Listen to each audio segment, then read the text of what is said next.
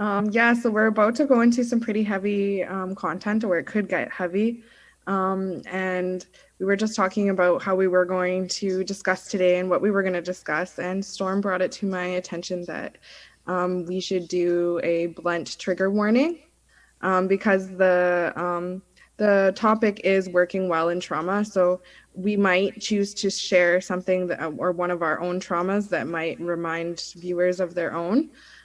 So you know, please make sure that you're feeling good about watching the show. If there's something that does trigger you, please feel free to reach out to your networks. If you need to extend your networks to our network, our email is ccandseith@gmail.com. We're not always going to be able to respond right away. So if you're feeling extremely triggered, please go to your network or, call emergency services. Yeah, definitely. Thanks for sharing that, Naomi. For me, I think it just reminds me of how powerful sharing your story can be for your own healing, if that's something that is comfortable for you. And for me, like, that's never been a space that's been one that I feel safe doing, I guess, in like sharing stories and talking about things that are really personal to me. And so I think the way that I want to like enter into that question is to speak just more broadly about the grief that I think that a lot of us experience through like deaths of loved ones, as well as people that are, within our communities, or people that we may not even know, but who hold an identity of someone who could be very, very close to us. So like someone that could be, a relative or a friend. And when I think about like thinking about that in the context of like colonization and the impacts of that still happen in our communities, oftentimes these deaths aren't natural, right? And so there's the trauma of the way that these folks are passing on that is really difficult to bear.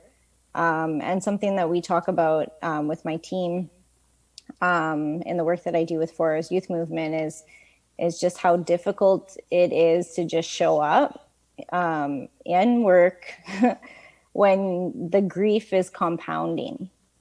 So it's not just one day, it's something every single week or every couple of days. And I think that that's really where you get to know yourself. And like Naomi, I was just really appreciating what you were saying about like just like starting to know your own trauma and the way that shows up for you and the way that shows up in your body. Something I was reading about the other day was something that's called trauma blocking. And that's the ways that you kind of disassociate from it. And that can show up like, for me, workaholic. I'm like, oh yeah, right. So like for me, it's like when something happens like that, or when I'm dealing with something personally, the place I go is to like, I got to work harder and I got to do more in community. And that's a justification, but it's not healthy, right? Because it just comes along with it all sorts of different things. For some folks, it might be like just like numbing yourself with social media, just scrolling and liking and just kind of, like next thing you know, you're 2 hours on Instagram and you're like, where did the time go? Or, eating or shopping. There's like things that we try to fill that void with. Because I also think that we, like, as a society generally, we haven't been taught to work through and to deal with our emotions generally, and or to really like understand and unpack how trauma shows up. And not just the trauma of ourselves, but the trauma that we actually, science tells us that these things are carried in our bloodlines.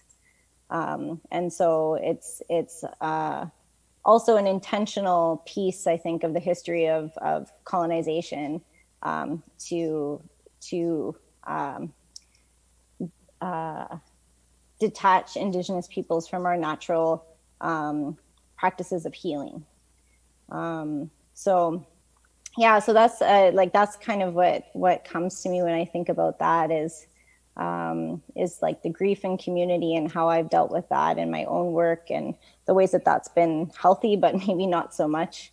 And I'm really curious about like the more I kind of put intention into thinking about the work of social justice as like healing justice work, the more I think it's important to really like talk about these kinds of things and to share like practices that we have to work through those things, because we see the ways that that stuff literally shows up like in our bodies and through things like cancer, or different kinds of health issues that like show up in our communities a lot.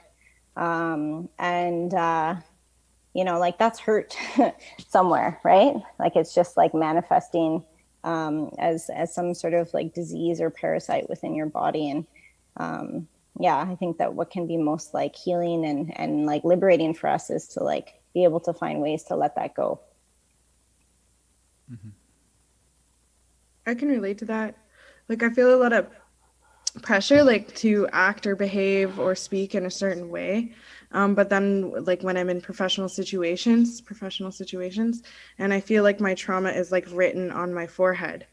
So when I'm in situations and I'm speaking to people, I feel like I'm like the angry person at every table, or that I'm always complaining, or that I'm always like fighting against the grind, or that I'm not acting or behaving professionally.